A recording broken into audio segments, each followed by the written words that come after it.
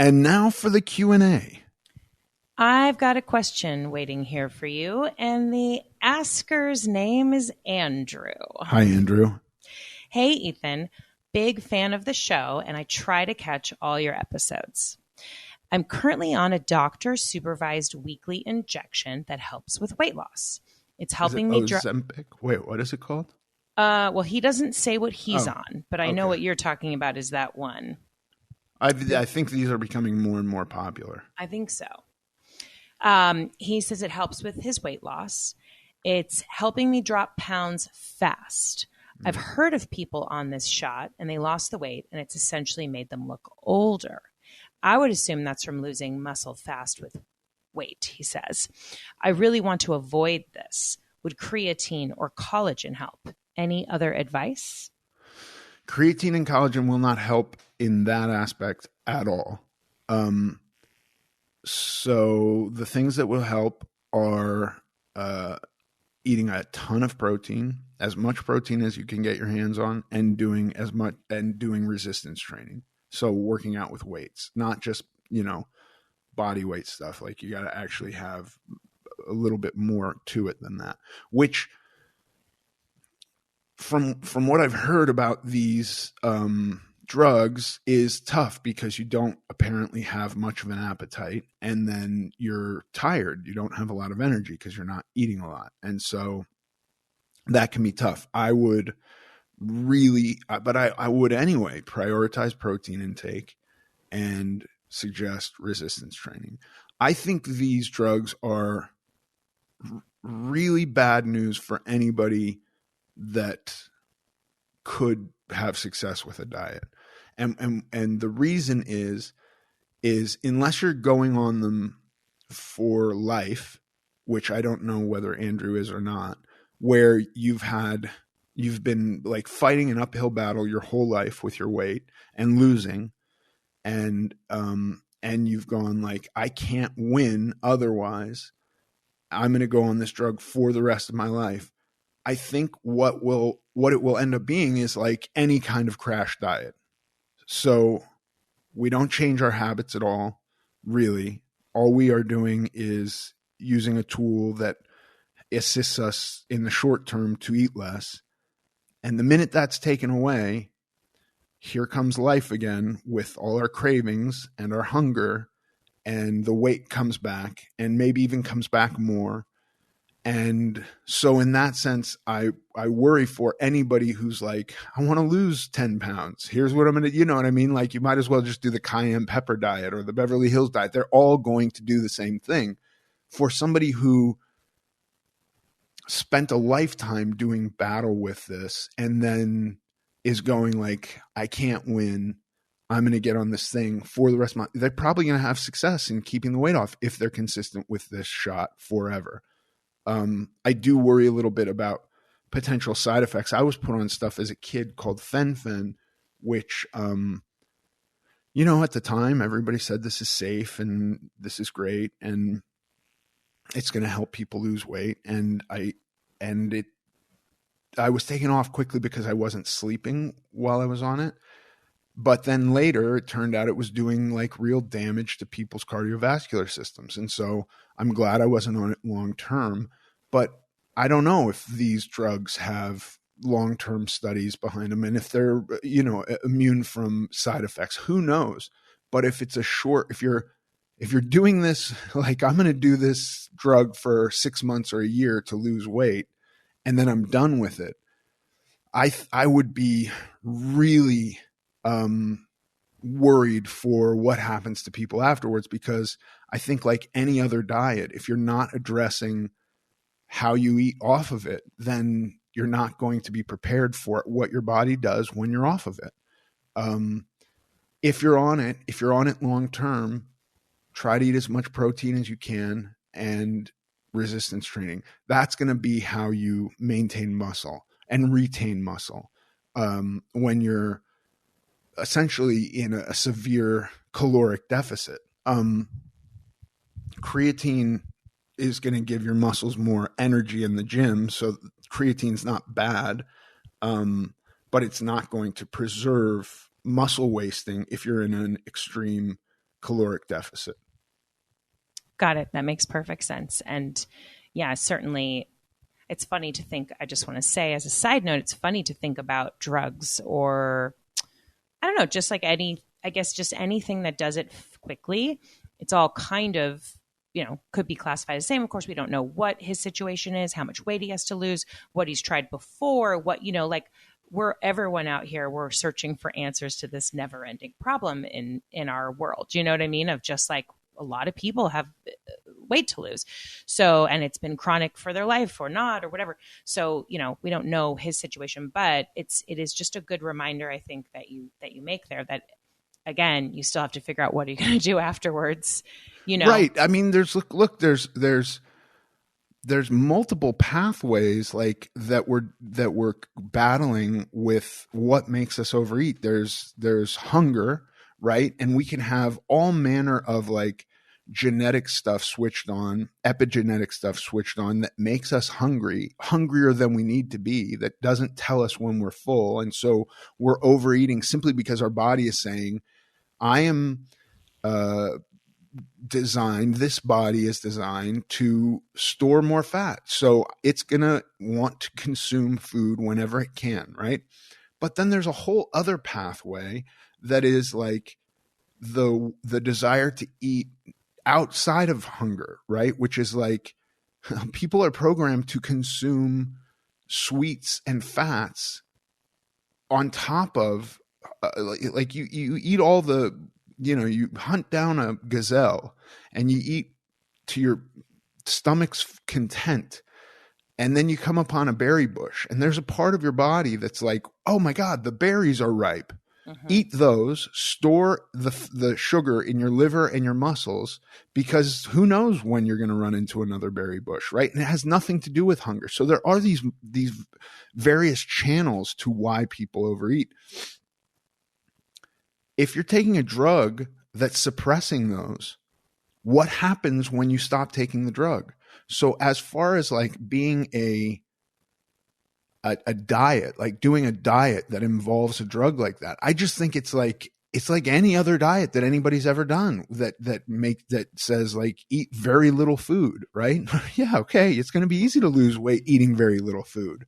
Yeah. And maybe this one's even going to be easier because you're actually not hungry. And okay, so eating very little food is but if you think you're going to beat all the years of garbage that you've developed, all your bad habits just from losing weight, that's the kind of part where I go like, why are we doing this? What is the point in this?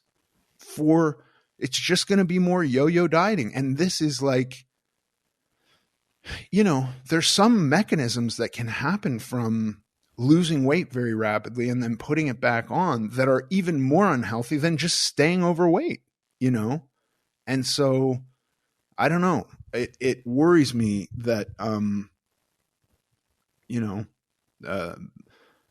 the FDA thinks these drugs are going to be the biggest selling drugs of all time, because I think in the long term, they're actually going to make us fatter unless people are put on them for life. Mm. And I don't know that the majority of people who are taking these things right now are being put on them for life. And then it kind of makes me sad because it's like, I was a junkie. If you told me in the future some huge portion of America is going to be on methadone, that would make me really sad. Yeah. Really, really sad. And I don't hate methadone. I know people on methadone. I guess they don't do much methadone anymore. Now it's called Suboxone. That happened after that didn't exist when I was a junkie. But like, you don't want to think about some huge portion of society being on drugs like that. It's heartbreaking. And so I think unless you've really exhausted how changing your habits and changing your life could get you out of this hole of being overweight, I think like for me, and I'm glad this drug didn't exist when I would have taken it, because if you caught me 10 years ago and told me there's a weight loss, I would have been all over this thing. And And I'm glad I've like gotten to a place where I've had years and years to work on myself and be at a place where I'm like, okay, I don't, I missed this. Thank God I missed this. Yeah, 100%. Super boomer energy coming, like grandfather, I missed this is the new wave of like the Beverly Hills diet or the cayenne pepper diet. Yeah. But it does make me worried. And I don't know Andrew's story. I have no idea. Maybe he is at his wit's end and he's going to be on it for life. And then if that's the case, prioritize protein and do some resistance training. Yeah. Or, as you mentioned as well, if you're going to do this, you do it for the time you've decided to do it, or, and what is next, and start thinking about the what is next now. Like that's something that you've talked about before too, of just like not just falling into it and going, now what, but planning. Well, okay. But, right. Like, yeah, I mean, I hear what you're saying. Nobody is saying, here's the follow-up to this drug. That's not been one single conversation when these are talked about. They're talked about there's a miracle weight loss drug, right? Mm-hmm. And not one person is saying, guess what? When you stop taking it, you're just as hungry, but actually hungrier because your body's now been starving for a period of time than you were to begin with. Yeah. And how are we going to deal? Like at some point, unless you're taking it for the rest of your life, at some point, we have to confront, like, this is just more of like, I took my car to the mechanic for him to fix the muffler. And now I need a transmission change. And he sold me 4 new tires. And like once a month, something new breaks because of how you know what I mean? Like this is just going to be a cycle of what I perceive to be like, because I mean, there's a lot of people who are overweight in America, and this is the country that outconsumes every other country on earth in pharmaceuticals. Mm-hmm. Like, of course, this is going to be a big drug. Mm-hmm. And then what is it going to be like? Everybody's going to do like a couple months of this every year, and have to keep doing this nightmare cycle over and over again. Well, losing and gaining weight like that is really bad for you. Yeah.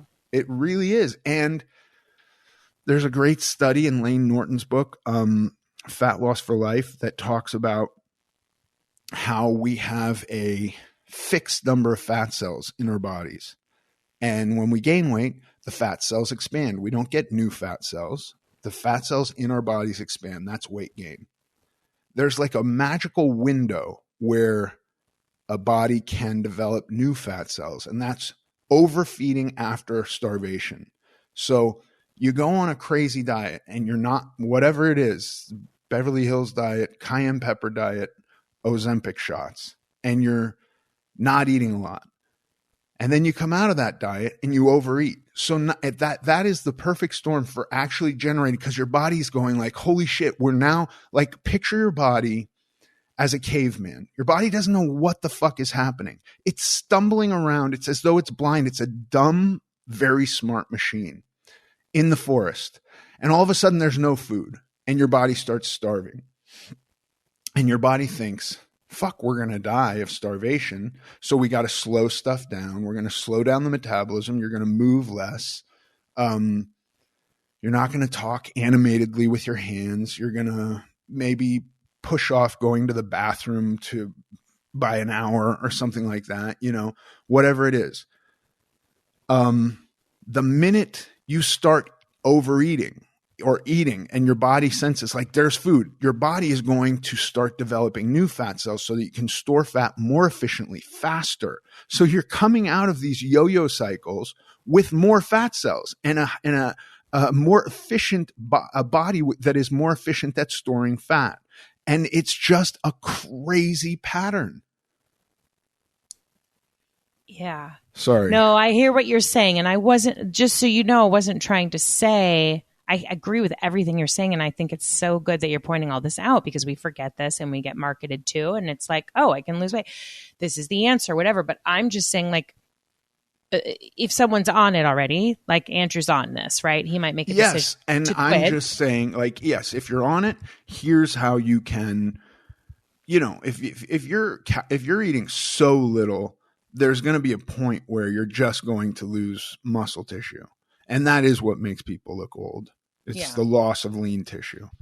The way to battle that or combat that is protein and resistance training. Yeah. Anybody who's thinking about doing this as a short-term diet, I would just say, please don't. Right. Please don't. That's all I would say. If you have spent years trying to diet and failed, and you think, and you and your doctor think this is the right thing for you for the rest of your life, I understand. And go do it. And you'll probably be thin for the rest of your life, and that's great. But if you think that you're going to have all of your bad habits change just by losing weight, this is going to be a scary catastrophe. Yeah. I think we will have more obesity as a result. I hear that. I do. Yeah. I get what you're saying. All right. Well, great. I mean, I think this is a topic that's worth further discussion too, because it is now gaining like a whole new, you know what I mean? There's like a whole wave of this thing. So maybe for the future, more to chat on that. Yeah, more to chat with. I wish you luck, Andrew. I really do. And those are the things I would do if I were you. As much protein as possible and resistance training. And that will curb lean tissue loss. Awesome. Okay, good. Well, good luck to you, Andrew. And for anyone else who has a question, you can always send it to us anytime, day, night, mid-afternoon, anytime you want to know. KIT. KIT, everybody. Email us at americanglutton.net.